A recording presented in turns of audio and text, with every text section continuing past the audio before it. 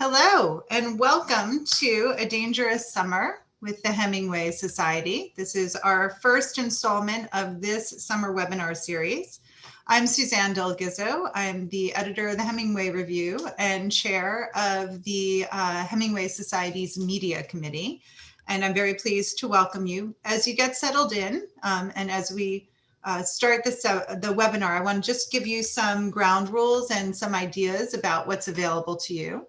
You will see that we have both a Q&A and a chat available. If you look on a traditional computer, it'll be at the bottom of your screen. We ask that you use the Q&A for questions directed at panelists, and you can use the chat if you just want to say hi to each other or comment as we're talking, add your 2 cents, that kind of, conversation for the audience. And remember, you can see us, but we can't see you. Okay, also, just as a reminder, this webinar is being recorded because we would like to make it available to people who can't be here today or who are in other time zones. So with all of that said, I'm sure all of us are pretty familiar with webinar formats and Zoom these days. So I'm going to hand it over to our wonderful society president, Carl Eby. Hi, Carl. Hey, Suzanne, thanks so much for the nice introduction. And welcome to the Hemingway Society's Dangerous Summer webinar series. Welcome, everyone. In spite of the series name, we will not be driving around Spain to witness a mano battle in the ring between our different panelists, entertaining as that might be. Today's event is the first of 4 webinars in a series that we hope will help us to think about teaching Hemingway, and we hope they'll raise timely issues and spur fresh thought and discussion about Hemingway and his works. So today's webinar is going to be about The Sun Also Rises, and very much with a teaching focus. Next week, next Friday, will be again with a teaching focus on the short stories. On Friday, July 30th, we've got a panel on Hemingway and race in the time of Black Lives Matter. And then Friday, August 6th, Hemingway and sex in the time of Me Too. So you can see this sort of teaching focus and focus on really timely, pressing issues that we really do think are relevant to our discussion about Hemingway. So each of these events is Friday at 1 o'clock. And if you do miss one, don't worry, or if you want to watch them again, because we are going to record them and we're going to make them available on our website. And one of the things I want to do is I want to thank Suzanne and everybody on our media committee. So, Tom Bevilacqua, Kirk Kernot, Cecil Ponder, Lisa Tyler, Alex Vernon, Michael Von Cannon. They have done a really outstanding job, especially during this past year, with the pandemic and everything, making sure that we've got some really great content that brings us together, that keeps us thinking about Hemingway in a time when we couldn't get together for our conference, that we normally would want to do. Although we're certainly looking forward to it next year in Wyoming and Montana. And if you don't know about the conference, the upcoming conference, you can certainly find out more information about that on our website. But these webinars are really, I think, one of the great things to come out of the pandemic. And this is something I'd like to see us continue to do when the pandemic becomes more of a memory, which I hope is soon. Anyways, so now it's my pleasure to introduce the moderator for today's webinar, Juliet Conway. Juliet is a recent PhD graduate from the University of Edinburgh, where she completed her thesis on the flirt figure in turn-of-the-century American fiction, including in Hemingway's work.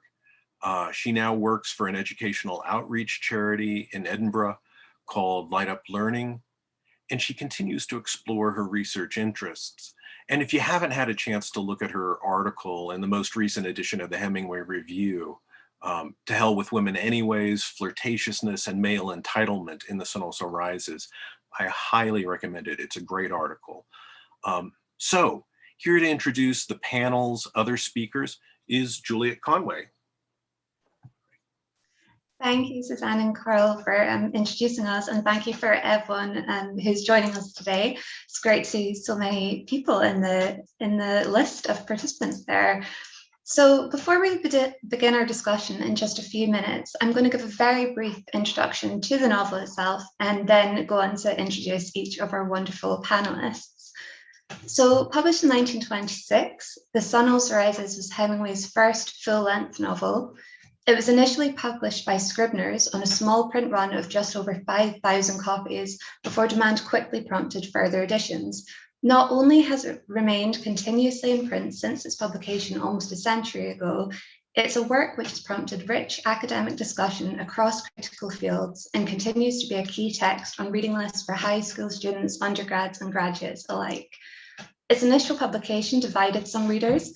Some took issue with the, quote, morally depraved characters, while others were delighted by the understated complexities of the text and its representation of the disillusionment of the post-war world. It's a novel which is frequently described as capturing the mood of its era, yet its enduring popularity lies in the fact that it's not only a story of the 1920s, but a text which remains pertinent today. In the planning of today's session, one of our panelists pointed out that even rereading the novel in preparation for this discussion, she was enjoying seeing new things coming to light. And I think this captures something of why we're even in the position to be hosting this discussion today, that almost 100 years on, the depth of the novel has still not been fully unpacked. And it is one of these rare and wonderful books where you do notice something new every time. So here to unpack how we read, understand, and teach The Sun Also Rises are our three panelists. So I'll just give them a short intro before we start our discussion. So first, Katie Warczak is a PhD candidate in English and African American Studies at the Pennsylvania State University and a graduate research assistant for the Hemingway Letters Project. She is a 2021 recipient of the Hemingway Society's Lewis Reynolds Smith Founders Fellowship for her project, The Violence of Trans-Species Connections, Animality, Disability, and Race in the Works of Ernest Hemingway. Jeffrey Herlihy-Mera is a professor of humanities at the University of Puerto Rico. In 2019 to 2020, as Fulbright Distinguished Chair of American Studies, he lectured at the Obama Institute for Transnational American Studies and at the Rothermere American Institute at Oxford University. His books include Hemingway's Expatriate Nationalism, Paris in American Literatures, After American Studies, and forthcoming from the University of Pittsburgh Press, Decolonizing American Spanish, which has a chapter on Hemingway. And finally, Susan Farrell is an English professor at the College of Charleston in South Carolina, where she teaches classes on American fiction, women's writing, and war literature.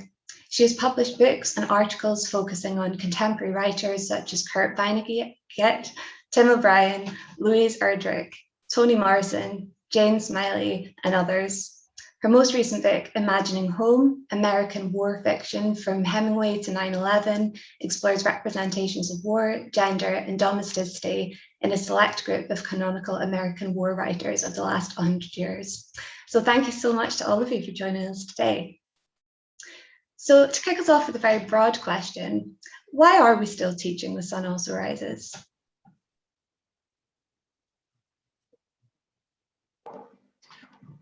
Well, I get to pick up the reins. Thank you. First of all, thank you very much for the invitation to speak today. Well, it's specifically within kind of the context of where we are now with COVID-19, and you know, for me, kind of like that question really speaks to you know, what is interesting about this novel specifically, and why has it received so much attention as we exchange messages about the within kind of as a COVID reading. And for me, I think it really, like what Hemingway does is he monumentalizes places, and these places where right now we aren't really able to go.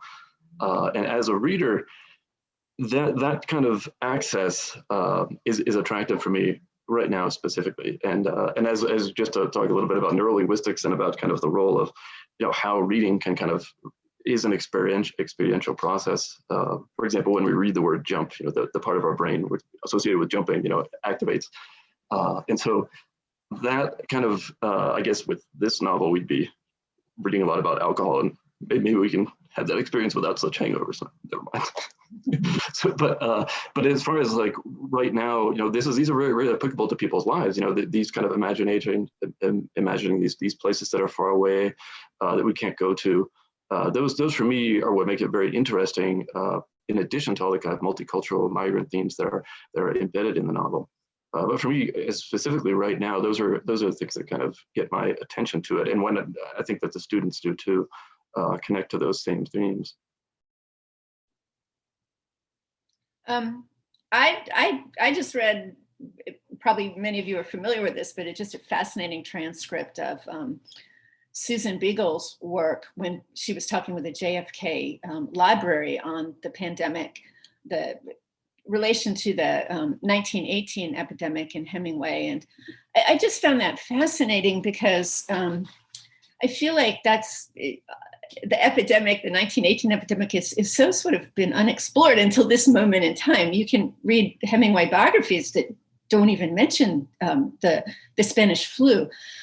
So reading Susan Beagle's work, what fascinated me about it was just the relationship between the home front and the war front. That's something I'm really interested in, the front lines and the home front. And her talking about Hemingway's family and how much they were, affected by the flu epidemic. I mean, his 16-year-old sister Ursula's boyfriend died. His father lost patients. I mean, just lots of effect. But also the war in the domestic front, that they think that the pandemic really blew up in Chicago, partly because of the huge Navy facility training place that was there in Chicago. So these are soldiers preparing for the war that are affecting the home front with this disease. So I guess what to me is interesting about that is here's a whole new sort of area to think about and look at in relation to especially Hemingway's earlier work that people weren't even thinking about or talking about. So just the way that things we go through open up new windows.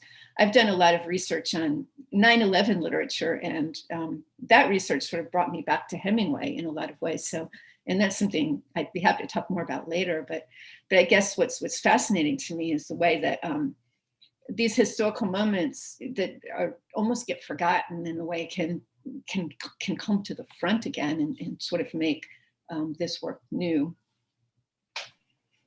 And I think to build on both of those points too, with kind of the current moments, it's also, even though this novel was written, almost 100 years ago, there's still a lot of relatable elements, I think, for students to grasp onto, as well as new ways to read it.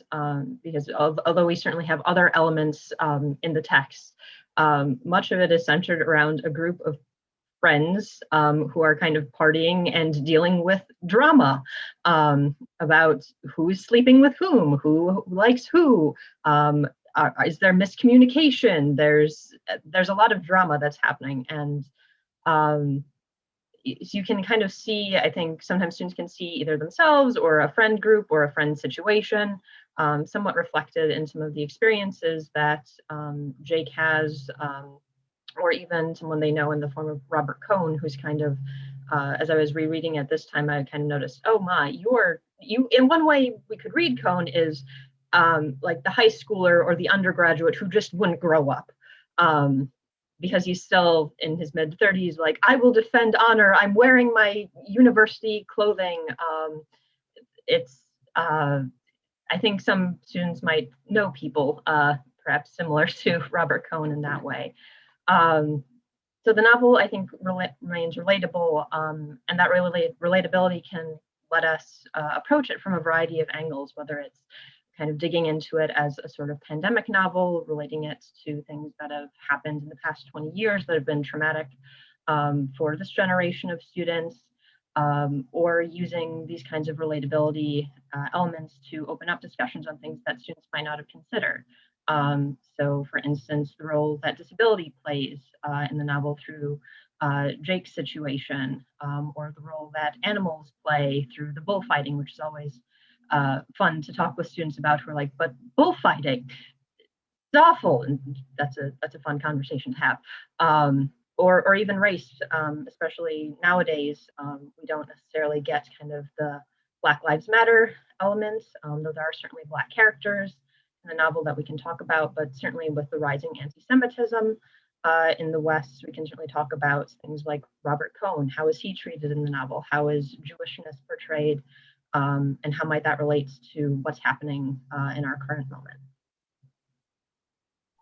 Now we're going to dig into some of those points raised by all three of you a bit further on as well, and kind of pick back up on some of those ideas.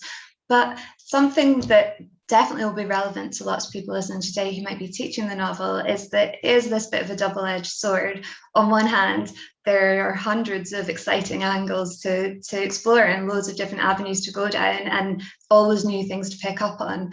But the flip side of that is if you have limited time to teach, or if you're choosing to write about it, how do you choose what to focus on when there are so many potential angles to explore? Like, how do you choose what to pinpoint?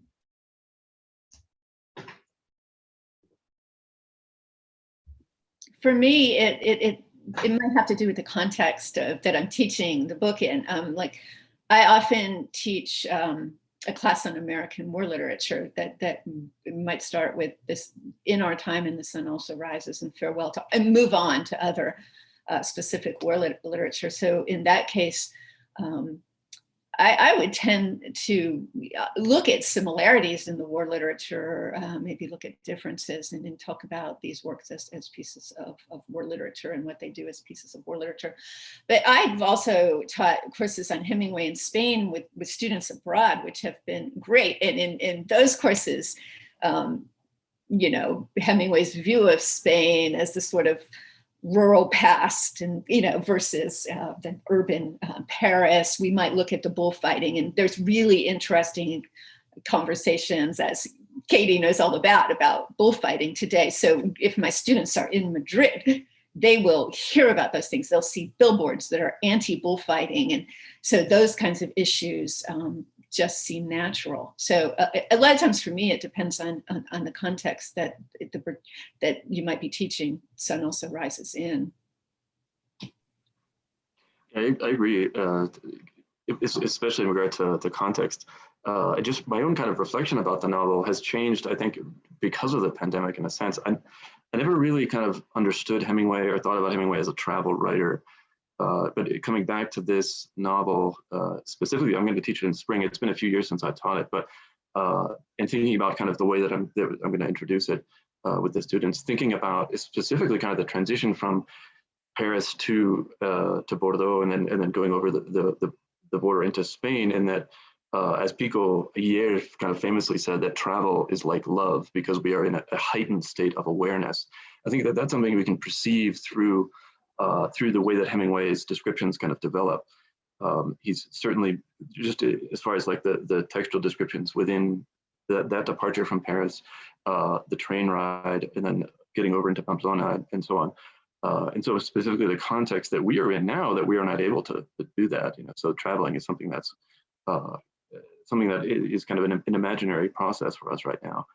And so, but I think that's a good point about bringing in the specific context that the students are in. Yeah, I think it very much matters on the context that the students are in, what the focus of the class is, whether maybe it's a more general lost generation course where we might focus on how might we see the lost generation reflected in this novel, to ask a very basic question. Or if it's, for instance, saying something that is focused more on disability or a specific kind of critical take, maybe reading the novel through that particular lens. But I agree with Jeffrey about Hemingway as a travel writer. It was really interesting. One of the things that, well, for me anyway, because the last time I had read this novel was before I had attended the 2018 Hemingway conference in Paris.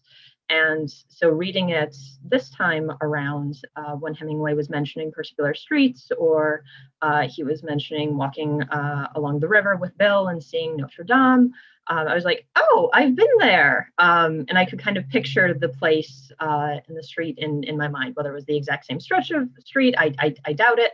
But I think that might also be a new way, particularly post-pandemic, that we can approach Hemingway, is as this travel writer, and maybe incorporating, Google Maps or something for those of us like myself in the middle of Pennsylvania with students who may not have traveled abroad or to these locations that Hemingway has mentioned, to give them a sense of place in addition to time. Yeah, and it may not be that Hemingway was a travel writer, it may just be that we've become kind of travel readers. Yeah. We're desperate for some kind of elsewhere in the last year. It was definitely the thing that got me rereading it at the start of the pandemic. I saw an article where somebody had mentioned that it was kind of the perfect pandemic escapist novel, and actually it was such a good time to reread it for exactly those kind of reasons.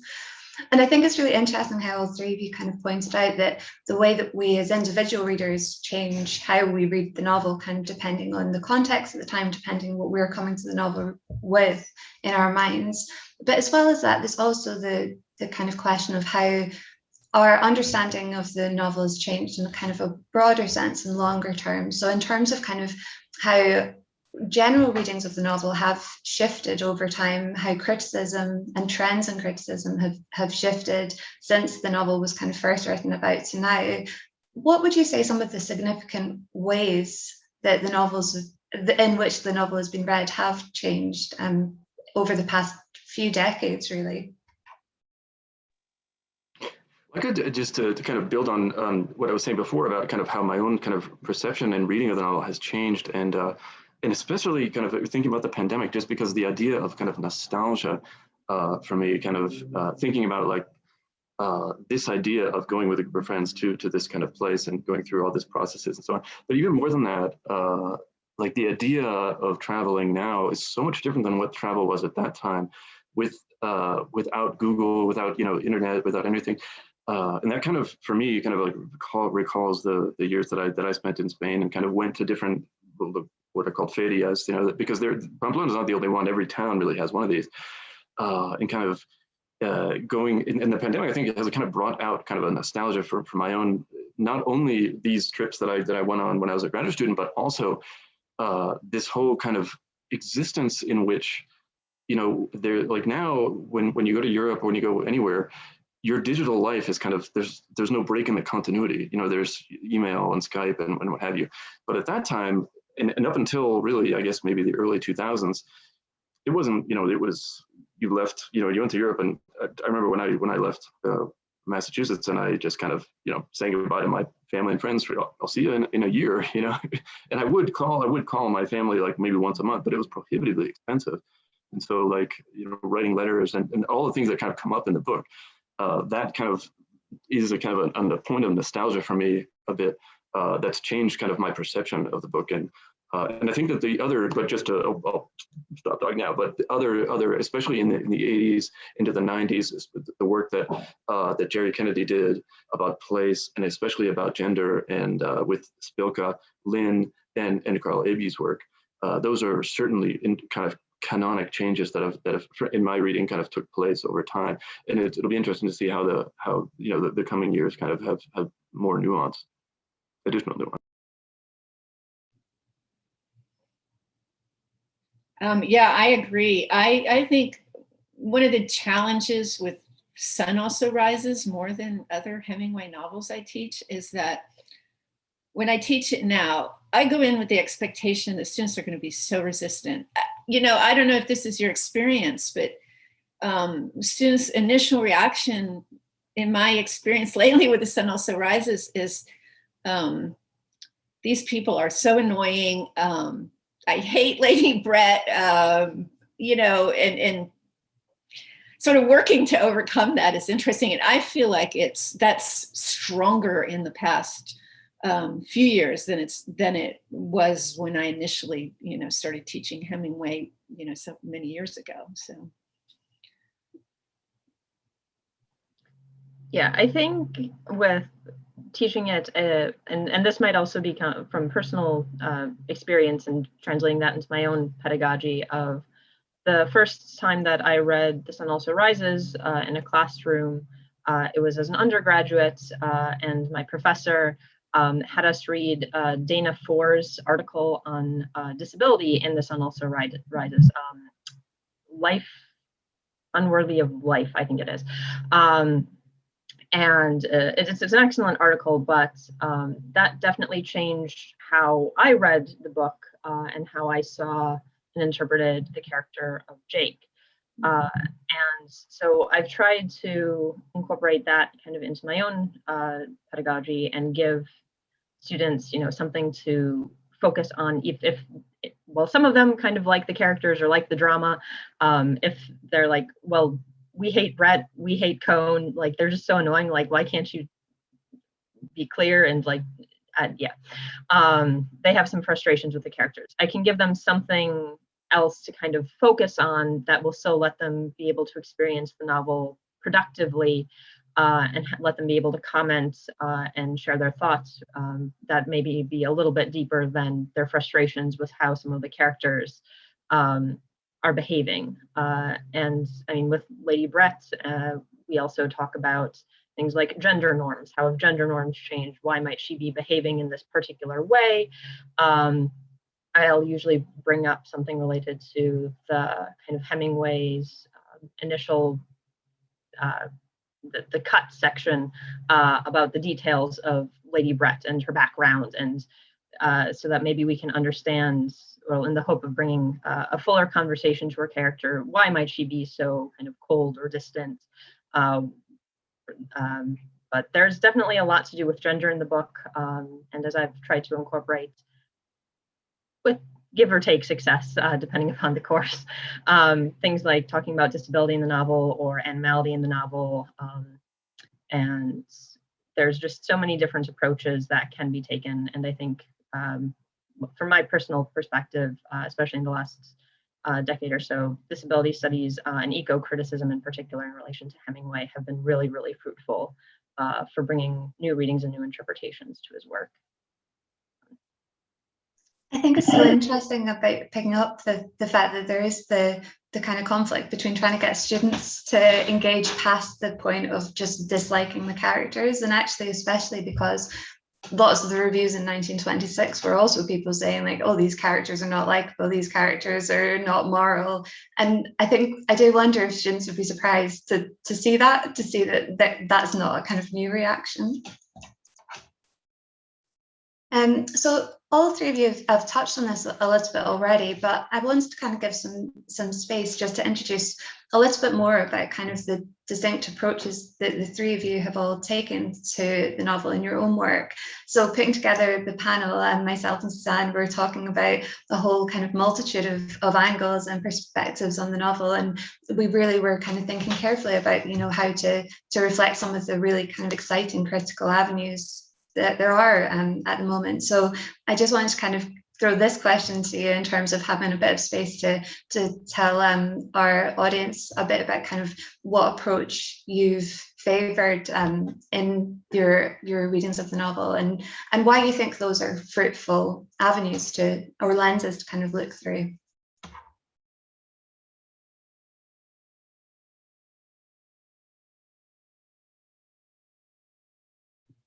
Well, I guess I'm happy to start.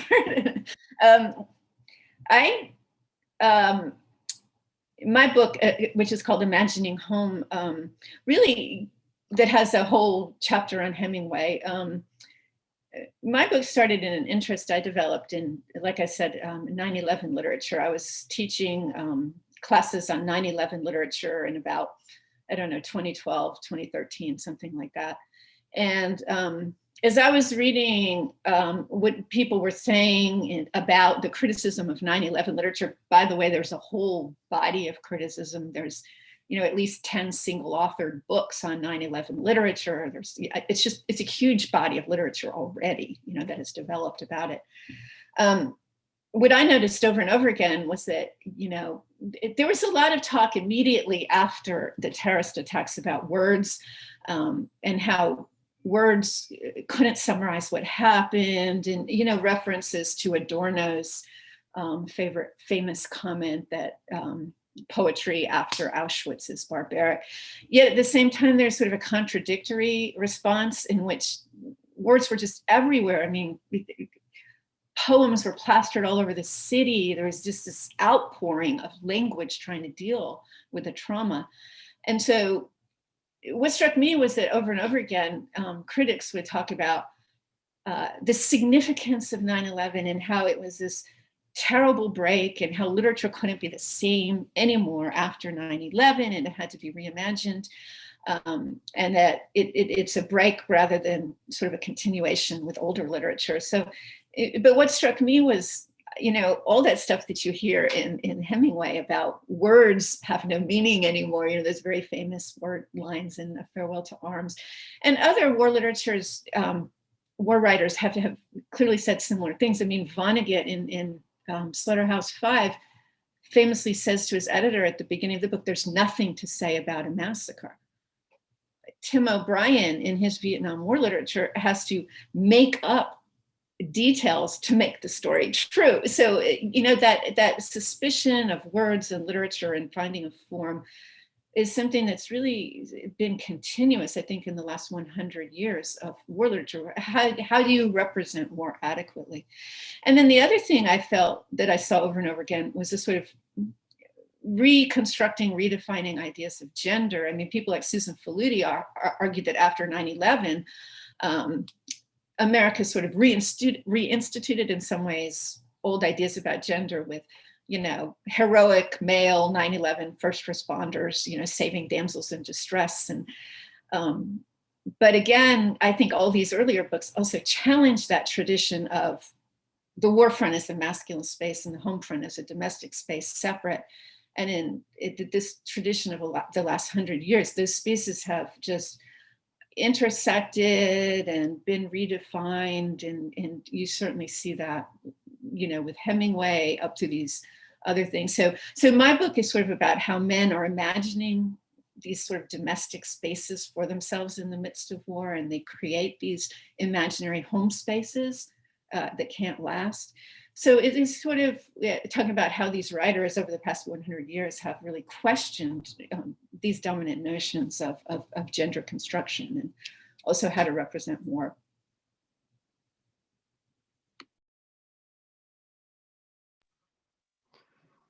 Well, I can, my work recently, well, a few years ago, I published a book called Hemingway's Expatriate Nationalism that looks at the way that Hemingway effectively kind of has an archetype of storytelling that involves a protagonist who is multilingual, who is abroad, who is going through a series of what are kind of repeated social ceremonies in the new society that involve alcohol, clothing, certain sporting events, and so on. And that's certainly applicable to This Sun Also Rises.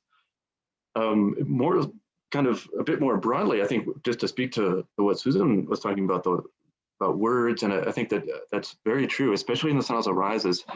It's almost like that Jake Barnes and the others are kind of looking for a language that words cannot capture, or that a language for the words that they can't say, or that when words aren't sufficient mechanisms for communication. And thinking about kind of a focus on memory and what do we remember and what do we forget. These are kind of things that I'm interested in, and what stories survive and what stories kind of vanish, and how does the way that we tell stories, how does it shape our understandings of the places and the people, the places that we call home and the places where we have experiences. And relating this to kind of Hemingway, well, in a moment, I'll talk about my current study, but one of the kind of guiding kind of orientational axis with respect to Hemingway is this notion of American. Hemingway is an American. And there's very little attention to how that phrase is a thesis in itself, that it's not a kind of an absolute term, and the ways that term kind of really guides almost everything in a popular sense, also in a literary sense. When I sat down to watch the Burns documentary, I said to my wife, all right, cuando va a introducir este mito de americanismo, how long will it be until Hemingway as an American comes up? And it was like the 8th word, I think, of the documentary. I said, well, right away, almost. But I don't think that Hemingway was he was certainly writing an American experience. That's not really disputed, but I think he was also looking at what is beyond that, because those are, once you kind of introduce that as a container, it really kind of wipes away a lot of other possibilities, a lot of other kind of possible interpretations and understandings and experiences that Hemingway was certainly talking about. So once we are kind of, if we kind of put that to the side, kind of move that term and all that it kind of entails to the background for a moment, what is there? What can we find? What can we talk about? What are the experiences? Because I think that especially with people in Paris, Gertrude Stein, Josephine Baker, Sylvia Beach, Hemingway, you can talk about, you can use the word American for them, but especially somebody like Josephine Baker, who said, America gives me nightmares, and those, I think there's a lot of kind of, it's an exceptionalist thesis to say that, using this word expatriation, American expatriates, in comparison to other groups, when kind of cultural displacement affects people in ordinary ways, no matter where they're from, yet people from this background receive this expatriate term as though Americans were somehow different than people from other national areas. And so there's a lot to be said, I think, in respect to that, in respect to those, all those topics in relation to this book.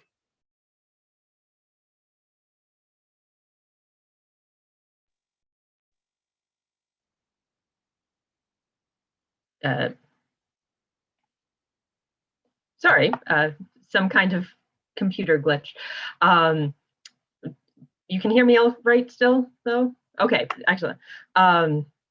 So I'll admit my work is a bit more specific than I think Jeffrey and Susan have discussed up to this point. So I kind of take a look, and that might have come through already in kind of how I've talked about how I work with the book in the classroom. So I tend to look at Hemingway's works, including Sun Also Rises, through a few different lenses, including kind of race studies, disability studies, and animal studies, or kind of more broadly eco-criticism. And I usually look at how those kinds of lenses kind of intersect in characters, or in plots or elements. So for instance, as a kind of an example, the kind of famous passage where in Sun Also Rises, where Mike calls Robert Cohn a steer, and that's very offensive to Cohn. So I would I look at, in those instances, I kind of look at the intersection.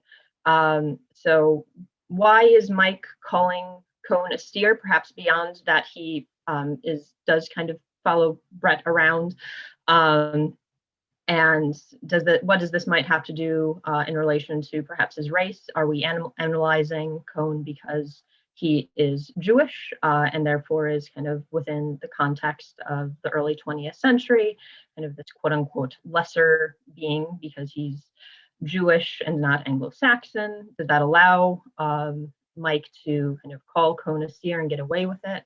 How might it also function in relation to Jake, whose disability isn't known to everyone in the novel, but is certainly known to readers, and how he kind of, even though Mike doesn't directly, call, Jake a steer, he kind of performs in what might be considered a steerish way, given how Hemingway describes steers as kind of like the peacemakers, kind of going between these different bulls, trying to kind of mediate the process, kind of keep everyone together. How might that function in relation to, his disability? And what does this intermixing of kind of animality, racialization or nationalization in certain cases, and disability, what does that say about kind of like the politics of this era of this book, particularly in relation to like biopower, who gets to count as human? What is the role of animality versus humanity, which can get a little bit dense, I'll acknowledge, which is why I will usually only offer one of those things to my students, as opposed to the whole enchilada. But that kind of intersection is one that is the focus of my research, whether it's with the Lewis Reynolds Smith Fellowship, which is focusing on like the trans species violence. What does that say?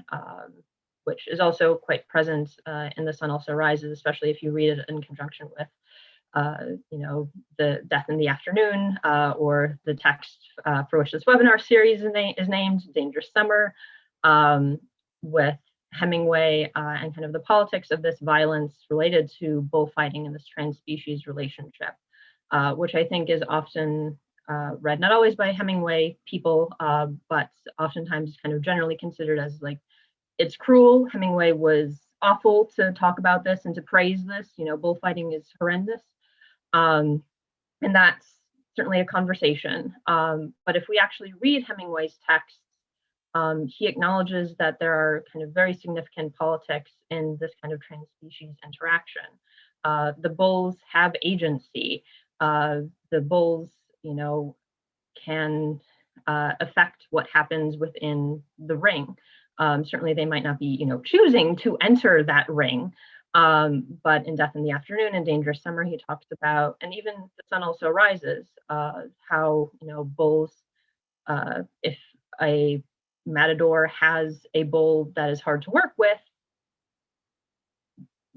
they can only do so much. Even Pedro Romero, the kind of the greatest bullfighter as portrayed in The Sun Also Rises, he struggles with one of his bulls because the bull has poor eyesight. And no matter what he does, because that's how the bull functions and that's the bull's embodiment, he can't, dominate that bull in the way that he does the last bull, which earns him the ear, which he gives to Brett.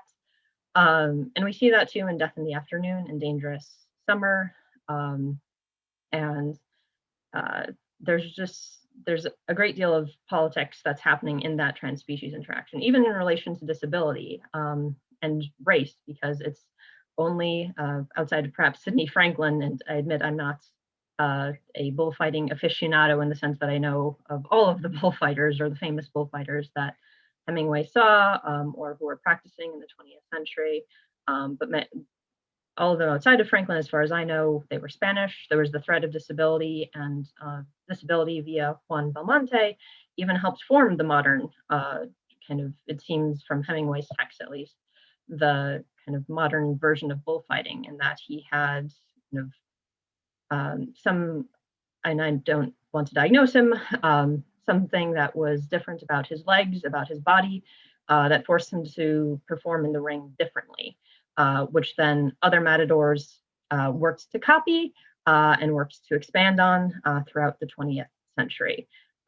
So even in that moment, which is very controversial and violent, to be frank, there's a lot of intersections that are happening, and I'm interested in what we can learn about animality, humanity, trans-species relationships, and violence in those kinds of moments.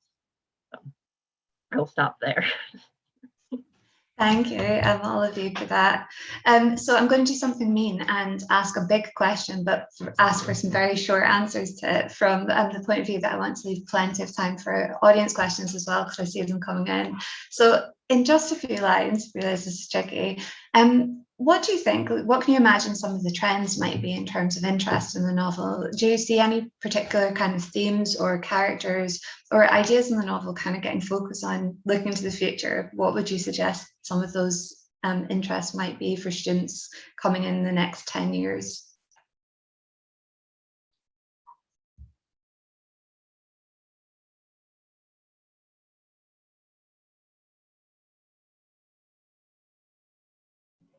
Well, just very briefly, I think I can, in where I work in Puerto Rico, it's kind of, I think, a unique space, because students are really endowed with some linguistic and cultural experiences and sensibilities that are they're very unique. And one of the things that I like to get my students thinking about and talking about, and really just kind of opening up their minds to, or not necessarily opening their minds, but just to sharing their own, relating their own experiences to what happens in this novel, has to do a bit with what was happening in Hemingway's life, with his kind of changing language map in respect to he was becoming fluent in, well, he was fluent in French by the time he wrote this novel, but he was also learning Spanish, and how those kinds of experiences kind of influence the way that people write. And so while Hemingway wrote mostly in English, these other kind of sensibilities, which the students in Puerto Rico have very unique access to with respect to the intersection of English and Spanish, and the way that one language is a public language, one language that you write in, another language that you do not, in the specific times when you use this language compared to that language, and also moments when, for example, Spanish inflects English and English inflects Spanish, and those are really fertile grounds in Puerto Rico, and the students always. My students always have kind of really horizon opening kind of reflections on those. So in my particular context, that's kind of what I would say is the kind of multiplicity of what was happening in Hemingway's life and in his mind and in his use of language, even though it's just English, asterisk. Jeff, to just add to that, I mean, one thing that fascinated me on later readings of the novel was even the way that the Hemingway characters speak to each other. And I'm thinking particularly of when Bill Gorton first arrives in Paris and talks about, being drunk in Vienna and wherever else he's been. And just the way they talk to each other is so weird. I mean, Bill doesn't use any subject positions, he talks in these really, really short, weird, fragmented phrases that I think that kind of even dialogue in language, because I'm really interested in the issue of language and how language represents war. I think those are fascinating too, just the way he's the particular language he's chosen to have these people use and how really sort of unusual it is in some ways, when you go back and read it. I also think that, more, I know there's, trauma studies have been all over Hemingway and stuff, but I think more could be done. I think particularly with the way the women characters are traumatized, and because I really read Brett and Catherine Barkley certainly, and Maria as being victims of trauma. And one thing, my work on Tim O'Brien that I see as parallel is in Tim O'Brien, you have these male characters all the time who are saying, I want to swim in her blood and be inside her body and become one with her. And, I see similar things when Catherine says, I want to be you. And, Maria, there's no us anymore. We're one. So that sort of reaction, which I think is a reaction to trauma of a fear of fragmented self so much that you want to sort of be one with the other person. And I just think it's really interesting the way that a writer like Tim O'Brien takes those tropes and is using them for male soldiers, but we see Hemingway, I think, doing that with female people who have been traumatized by war. So I think more work could be done in that area, as well. Yeah, I think definitely trauma studies, especially in relation to disability studies, bias a little bit, in the next 10 years will definitely be a huge point for Hemingway, especially as we kind of continue to engage with him as an author who wrote a lot about war, about various types of trauma, both in relation to men and women, and also animals, which might be surprising given his focus on the bullfight. But I think in that vein it is very productive to continue. The same with the eco-criticism. And I think also continuing to engage with some of the more problematic aspects of Hemingway, because as much as we, and I'm going to kind of generalize here as panelists and many of our participants, we enjoy Hemingway, we like reading Hemingway, but I anticipate that our gender session and the Black Lives Matter session is going to touch on, there's also definitely problematic aspects of Hemingway. Even in my own research in relation to the intersections between race and malady and disability, it's not quite as present in The Sun Also Rises, though there's certainly anti-Semitism, and the racial discrimination, but even in further books, his African guides in Green Hills of Africa and Under Kilimanjaro are often equated to dogs or animals, or he calls them boys, and there's a lot of problematic elements in the Hemingway works that I think we still, as scholars, have to grapple with and figure out, okay, how do we teach this to students? Do we teach this to students? And how do we still, justify reading, writing, talking so much about Hemingway when there are other authors out there who have not equated Black individuals to animals in a very problematic way, along with other things as well. This was just kind of my go-to writing my dissertation, and that's one of the fresh things that's in my mind. Great. Wonderful, thank you so much. I'm going to pass on to Susanne, who's going to field our first question from our audience now. Yeah, we actually have 3. I've been tracking the questions. Thanks everybody for your feedback. But one of the things that I wanted to do is cluster. I have 3 clusters of questions. The first one is about how unlikable the characters are. We had one of our audience members saying she was in a class where students wouldn't even finish. In this case, it was Farewell to Arms because, the dialogue was so reductive according to, or the exchanges felt so reductive. And, we also have a bunch of feedback about the initial reception, about how frivolous the book was, all the drinking, the immorality of the book, and noting that some of our students nowadays have a similar reaction. And I am, of course, reminded of the letter that Hemingway wrote to Perkins, where he says, this is the saddest book I can imagine, writing. I'm paraphrasing, but if I made it any sadder, they would be crying on every page. So there's somewhat of a disconnect, right, between what Hemingway thought he was doing and some readers' initial reaction to the characters. And so I know that, Katie, you said you focus on disability as a way in, but what other methods are available when we meet the resistant contemporary reader of these characters? Well, I think when I've kind of run into that circumstance, I think that bringing in kind of the different contexts that are offered in the book, Hemingway goes into things like classics, history, contemporary affairs in Paris, contemporary affairs in Madrid, Pamplona, and as well as in the United States, and kind of direct attention away from those kind of bad feelings into just kind of trying to bring in kind of interests that people have and relatability towards those.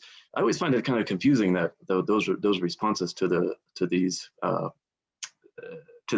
characters, maybe toward their, I don't know, because I guess I just find that it's just an interesting way of life, like what they're doing, where they're going, the reasons that they're going from place to place.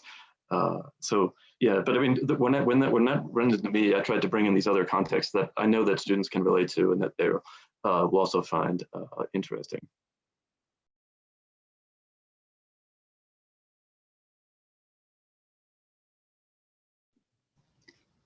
I just wanted to say, I mean, I'm sort of reading the chat as I'm going along, and then there seems to be a strong voice of people saying, this is just a Hemingway rah-rah section or something like that. So, I mean, I'm interested in that because, like I said earlier, my students do, especially I feel like in the past few years, and I had same issues with Farewell to Arms that Suzanne was talking about, not just Sun Also Rises, but students who are really resistant and don't like it. But I think to me, it's, I don't know, you can work with that and certainly acknowledge it and talk about why. And I mean, I think those are fruitful discussions in and of themselves.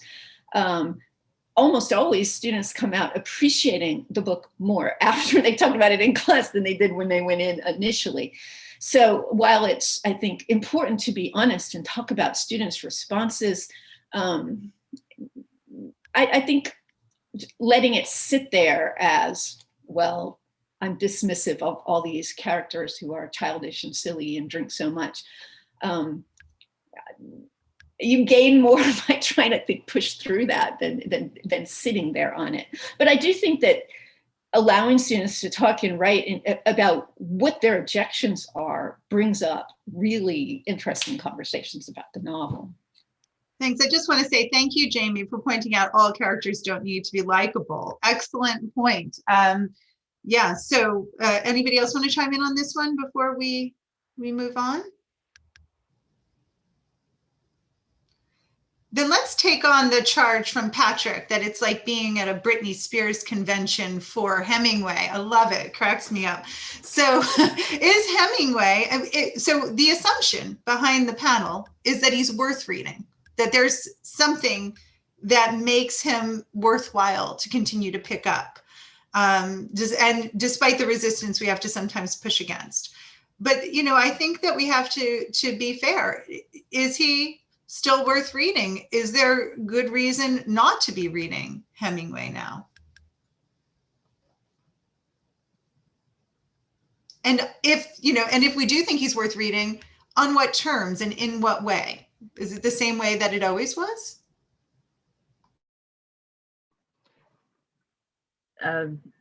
I'll take a stab at this one. I think for me, Hemingway is still relevant and students may certainly disagree with this. So a lot of my work, the reasons that I'm looking at the intersection of disability and race is usually because I'm also looking at how authors from the early 20th century kind of engaged with eugenics discourse, even if they weren't, explicitly engaging in eugenics discourse. And there's a surprising amount of that in Hemingway's works. This is not to say Hemingway was a eugenicist. This is more to say that a lot of the equations between being non-white, being disabled, and labeled as not fully human or animalistic appear throughout his body of literature. And given the current conversations related to race, to gender, to nationality, I think there's still something valuable in understanding how historically these equations, how these discountings of other human beings, the quote unquote logic, even though there isn't good logic behind that, where that comes from. And I think Hemingway can provide an accessible way of examining that through something like Sun All Rises. If we ask the question, what might allow Mike to call, Robert Cohn a steer, or for us to read Jake Barnes as a steer, as opposed to say, Mike, who is consistently labeled as a jerk throughout the novel by the various characters. And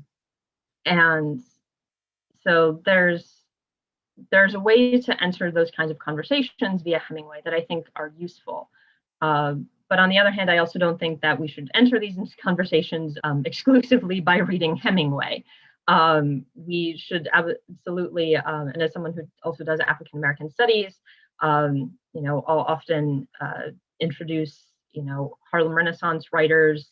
I'm a fan of Nella Larson, her Passing, or Quicksand, which is also another great transatlantic piece that deals not with Paris, but still a European setting and how race functions in there. I see someone in the chat has talked about Toni Morrison's Playing in the Dark. Absolutely. That is a fantastic text, still so many years on. And so I think reading Hemingway can still be an access point to these conversations, but he shouldn't be our only access point. If we're reading him, it should also be in conjunction with texts that are critical of him or his practices, that highlight some of the things that are happening in relation to race, gender, disability, sexuality, whether that's Playing in the Dark, pairing him with a non-white, non-Western author, or kind of complicating this conversation so that it isn't, rah, Hemingway can provide all the answers that we need. And to be honest, I don't think any Hemingway scholar that I've met would say Hemingway has all the answers and he's the only person we need to read. But I think that's particularly true in our current moment. So,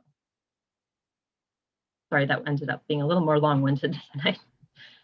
It's okay. I don't know, Juliet, if you're having a chance to monitor the Q&A, but so when you're ready to jump in, feel free. But in the meantime, I thought one of the other questions that might, resonate is a question from Megan about eco-criticism and environmentalism in Hemingway's work as part of one of those areas for future growth. I think, looking at Hemingway's record here is kind of interesting, moving from, big game hunter to somebody who's increasingly reluctant to, shoot animals and kill them.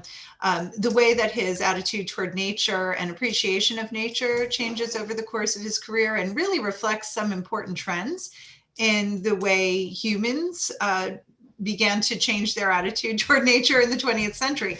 So I was wondering if anybody has any, particular insight or thoughts about the eco-critical tradition in relationship to Hemingway.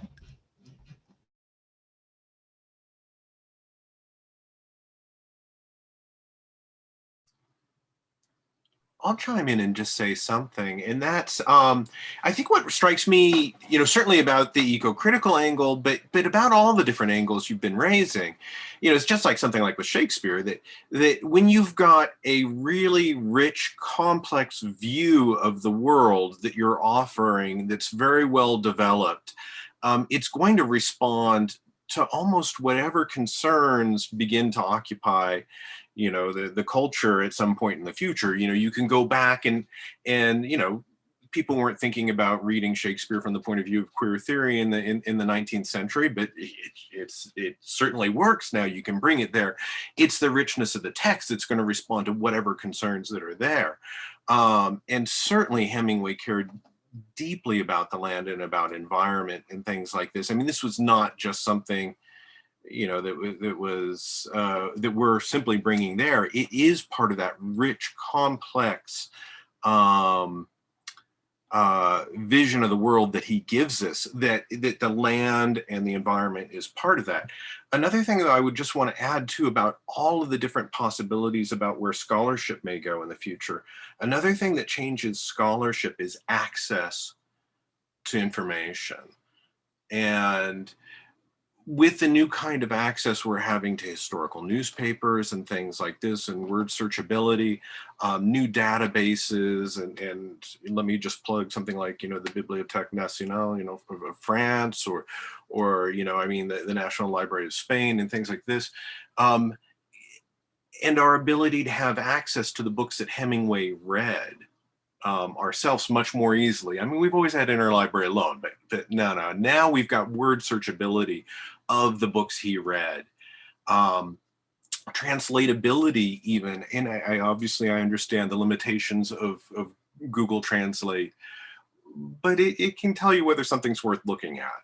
I mean, that opens up innumerable new doors, I think, for scholars. Yeah, I would agree to kind of to develop a little bit more on what Carl was talking about. Kind of the, I don't know, I guess kind of the decolonization move, which is kind of one of the vanguard things that's kind of happening in the academy, has really yet to occur in American studies or American literary studies, and also in Hemingway studies.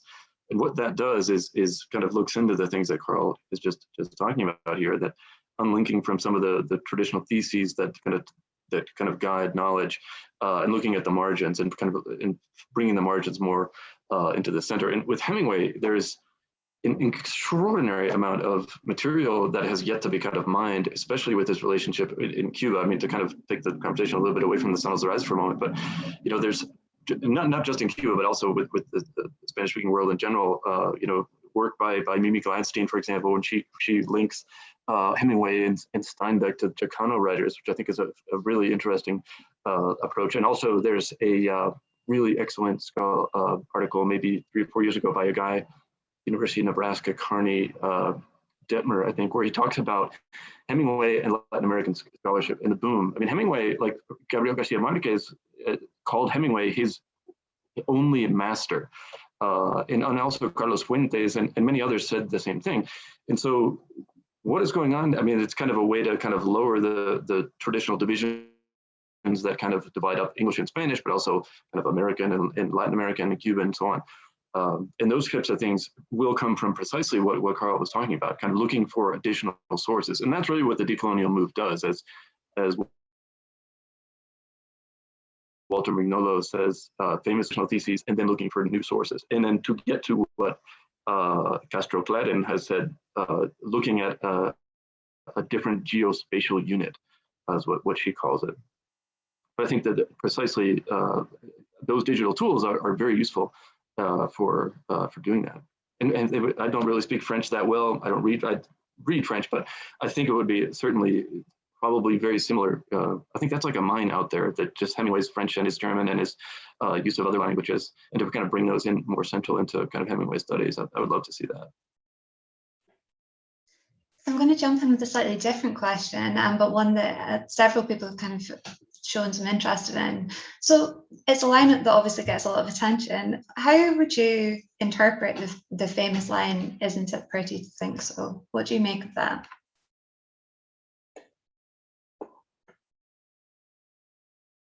Well, I mean, I think my interpretation is not too far off a conventional one, but I think it's Jake's acknowledgement of artificiality and the illusions that we tell ourselves. And I think in some ways at the end, Brett is still trying to hold on to those, and Jake doesn't have them. I mean, when I read about the sun also rises in my book, I also argue that, you know, there's sort of traditional ways of finding comfort in this very sort of bleak world that Hemingway paints. And one is through aficionado and one is through work. But to me, in my reading of the book, those rooms are almost, they're corrupted before they become corrupted. I mean, you know, in the conventional reading, the big turning point is when Jake introduces Brett to Pedro Romero. But what struck me this time in my reading was, you know, he's already lied to Pedro Romero about how many times he's seen him in the ring, and then he doesn't correct that. He reinforces it. Jake also sort of misses a lot. I mean, I was struck this time by, he was sleeping through when the bulls are first, you know, the running of the bulls, and he wakes up late, so he only has to look at them from the balcony, and he sleeps through another big event that his other friends are at in the bull ring. And so to me, even those notions of aficionado or work as providing some kind of comfort in this sort of disillusioned world are already polluted, and you know, and Jake has to sort of face that at the end. So anyway, I'll let somebody else talk here. I think that's true what Susan said above me, so I'm saying, yeah, what Susan just said.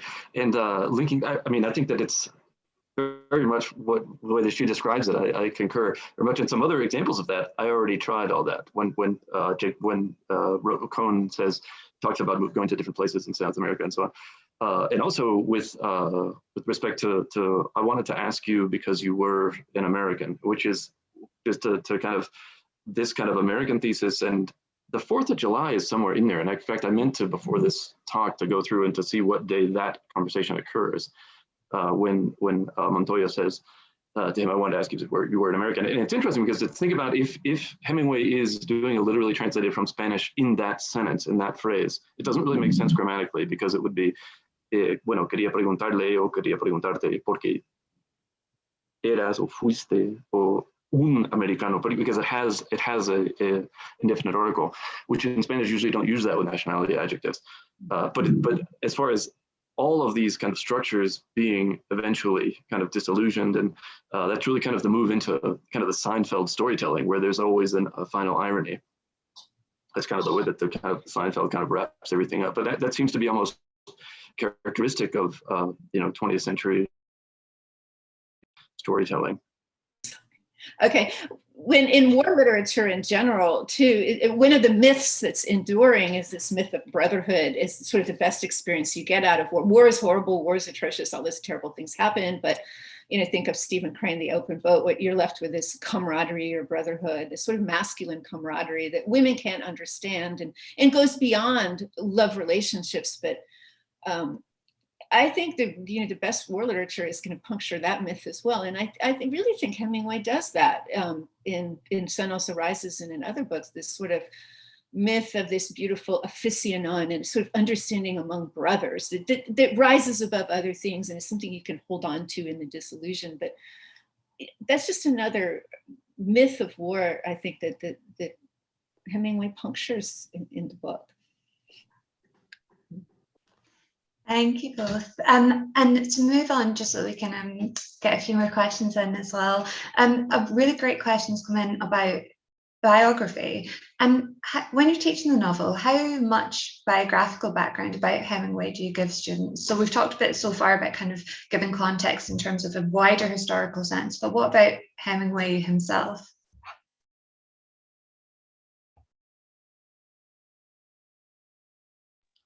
I admit I work on the letters project, so my answer is probably too much.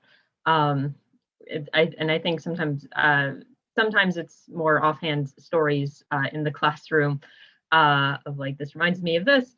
But I will give them kind of, not right away, but usually partway through the novel, we'll take a little bit of a day and talk about, okay, so where are we coming from in this regard?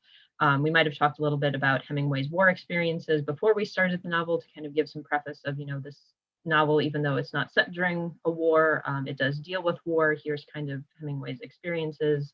Talk a little bit about like the famous letter that he wrote to his parents about like, I may never walk again. Was that, the question of, was this, what he actually thought? Was this dramatized because, they might potentially share that information? And the students usually like kind of talking about that. And then as we get into the book, and sometimes things will come up and I'll mention biography, but then we'll also usually have some kind of day where we talk a little bit more about, this is Hemingway's experience in relation to Pamplona, in relation to writing the book. It does depend a little bit on, in what context the course is being taught in, but I will probably give them perhaps more biography than they desire, if only because that's my own personal impulse. Pedagogically, I'm still working a few things out, and biography inclusion is definitely one of them. Yeah, I'm glad you said that, because I feel like I do exactly the same thing. Probably way too much in a relationship to Hemingway's biography and so on. But I mean, I think that's okay, because it's okay because it's interesting. I think it's what kind of drives kind of attention to the novel and attention to what's happening. And it's I don't know. I guess the new critics wouldn't might be against that, trying to kind of separate the author, the death of the author with Barth and everything. But yeah, I would say myself too much.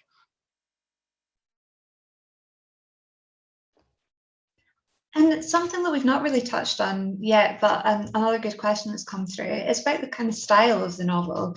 So the particular question that came through is, should it be argued that The Sun Also Rises is part of modernism? And as well as that, kind of, what parts of the style of the novel is it important to focus on when teaching it? Well, I would say, just as far as the style that comes from, as far as one of the things that I really like about reading this novel is that you can really see Hemingway's maturity as a writer, as an author, as a stylist, because he did have these masterpieces, short stories and poetry up to this point. And then it's almost like the table was set, and here comes The Sun Also Rises. And the way that he mixes styles, the way that he treats dialogue, the way that he goes into stream of consciousness, the way that he uses kind of traditional, very traditional, not 19th century traditional, but almost journalistic reporting of space and distance and color and all of those types of elements.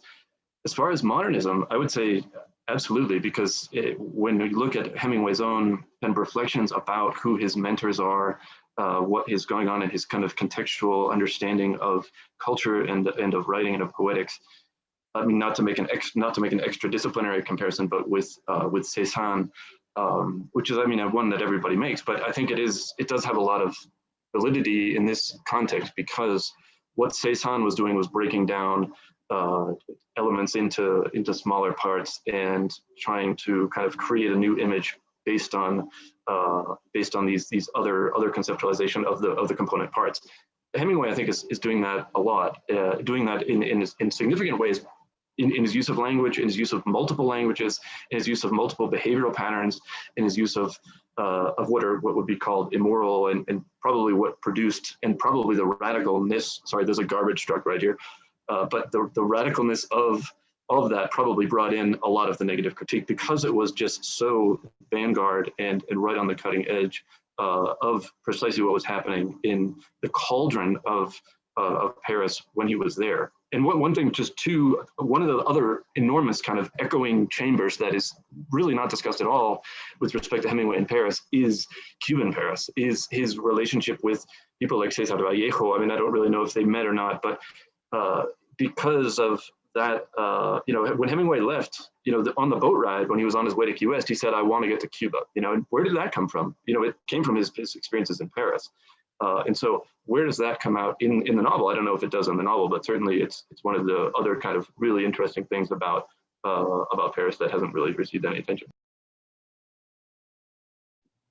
I do think, stylistically modern novel. And to me, one thing that's really interesting about Hemingway in relationship to sort of later war novels, particularly the work of Kurt Vonnegut, Tim O'Brien, and in 9/11 literature in the next century, is Hemingway's, of course, real distrust of language, talking things up too much, you lose them, that kind of thing. And in the later postmodern writers, I think there's more of a belief in language itself, in the power of storytelling. Tim O'Brien's certainly work is all about storytelling and sort of questions about whether you can transform atrocity through storytelling.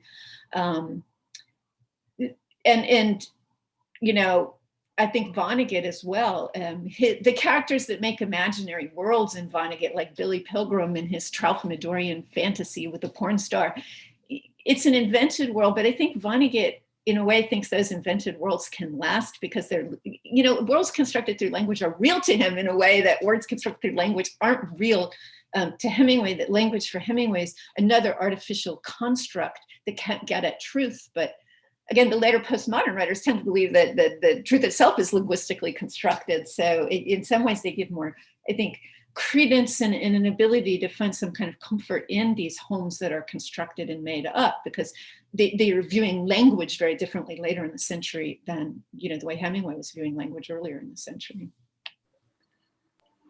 We quickly wanted to say that when I was a long time ago, maybe 30 years ago, I had a paper route, and there was a Vonnegut on the paper route in West Barnstable, and I think it was his daughter. But how much I regret having thrown away those manifests, the route manifest. I would just add something. I mean, when you go back and you read the early reviews, and now we've got access to many, many, many more early reviews of the Sonos Arises than the ones that we had, for years, just like the New York Times and the Washington, the big newspapers, Chicago Tribune. I mean, everybody was struck by the modernity of Hemingway's style. I mean, it is a repeated theme. People at the time had no doubt that he was modern. But I mean, I also think that even in the Sonos Arises, I think it's very easy to sort of mistake it for a traditional realist novel. But I don't think it's that at all. I mean, yes, it's less obviously modernistic than in our time. But if you look at sort of the clash between the sort of the realist and naturalists on the one side at the turn of the century and the symbolist decadent aesthete movement, I'm talking like Edmund Wilson, right? I mean, it's that clash between those two opposing forces in literature that you get a sort of an amalgamation, but not a synthesis, a productive tension between those two sets of movements. In works like, let's say, like Ulysses, where you're going to see, Bloom on the toilet, and intensely realistic, and yet very symbolist. You're going to also get things like the Circe chapter too. Some of these passages specifically where like Stephen is peeing are incredibly poetic. And Hemingway's doing that same thing. I mean, the way he can publish, let's say, take the vignettes of In Our Time that are so obviously poetic. This is in line with the symbolists, the decadents, the aesthetes, but you look at the content and it's very, very realist. I mean, that's modernist. It's that productive tension. And that's still there in the Sonos Arises all over the place, really, in that text. Is it art for art's sake, as the symbolists would say? I mean, should art be imitating life, or should life be imitating art? right? Both are happening in Hemingway. And so I think it's classic modernism. Now we're running a wee bit long, so we're going to finish up with one just shorter question here. So again, just a kind of quick fire answer round. But someone's asked, so can the panelists elaborate on the idea of male entitlement in Sun Also Rises and other works? So to finish us off, what do you think about that idea of male entitlement in Hemingway's work, as generally as well as his novel? I would challenge us to open it up to entitlement more broadly, economic, white male entitlement, but also just, the fact that he came from a comfortable middle-class home. I mean, he went on safari in Africa twice and got to, well, one that he published and then one that came out posthumously. But he wrote about those experiences. Also, of course, The Snows of Kilimanjaro and Francis Macomber. So Hemingway himself is very white, entitled. He gets a lot of male privilege and economic privilege. He talks in Green Hills of Africa about, how when white people come to a country, they immediately destroy it. And he's still like, I will continue to enjoy Africa. And so I think that's a pretty clear, and admittedly there's, as with Hemingway, there's always layers, but that kind of sentiment in and of itself, this ability to go to Africa, to go on safari, and to acknowledge that there's damage being done, but still continue to do it, is for me, pretty clear example of kind of that white male economic upper class privilege, or at least middle class. Yeah, I would just, again, there's not just white male entitlement, but white female entitlement too. Just, again, rereading the novel this time, I was struck by how, Pedro Romero is sort of a plaything. Brett decides she wants him. Is Jake going to introduce him? And then she decides she'll give him up. Almost, he's like a pawn on the board that other people are playing with and moving around. And Brett, as well as anybody, is participating in that as well. So yeah, I would echo on what has been said. Also, I would hope that maybe Juliet could give us some feedback about this topic specifically, as far as her experience with writing about that topic.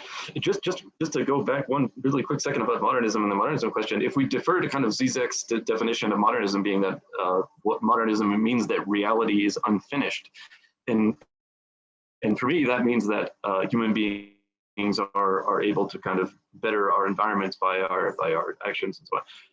I would say that would be another reason to kind of emphasize, to underline Hemingway as a modern sense that even though we have this doesn't really amount to anything, it's still worthwhile doing it, which I think to me is kind of situates within what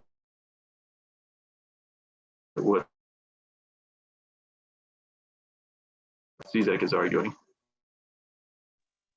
But Juliet, I think you should talk a little bit about this topic about male entitlement, please.